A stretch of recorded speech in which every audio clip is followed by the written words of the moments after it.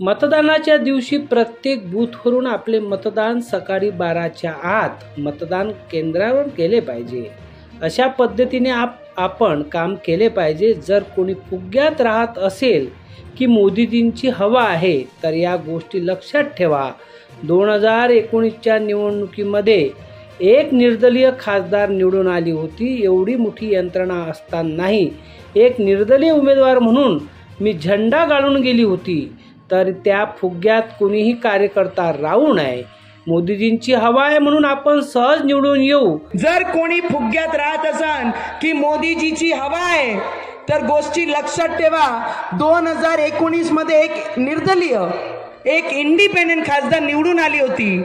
एवढी मोठी यंत्रणा असूनही सुद्धा एक निर्दलीय व्यक्ती या जिल्ह्यामध्ये झेंडा गाडून गेली होती, तर त्या फुग्यात कोणताही कार्यकर्ता राहू नाही की मोदीजींची हवा आहे म्हणून आपण सहज निवडून येऊ असे म्हणत नवनीत राणा यांनी भाजपा कार्यकर्त्यांना ग्रामपंचायत निवडणुकीसारखे मतदान काढण्याचा सल्ला स्थानीय महालक्ष्मी लॉन येथे 12 एप्रिल रोजी आयोजित कार्यकर्ता मेळाव्यात नवनीत राणा यांनी केले आहे।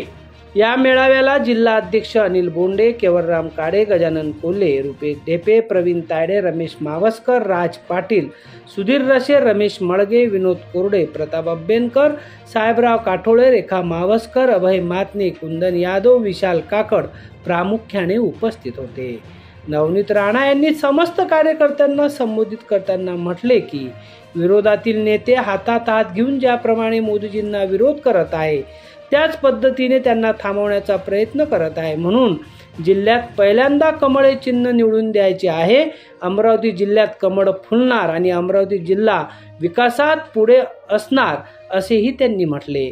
यावेळी उपस्थित भाजपा नेत्यांनी आणि कार्यकर्त्यांनाही त्यांनी आवर्जून सांगितले की मोदींची हवा आहे म्हणून फुग्यात राहू नका आणि कामाला लागा। जर कोणी फुग्यात राहत असन की मोदीजीची हवा आहे तर गोष्टी लक्षात ठेवा, तर त्या फुग्यात कोणताही कार्यकर्ता राहू नाही की मोदीजींची हवा आहे म्हणून आपण सहज निवडून येऊ। समाचार लाईव्ह परतवाडा।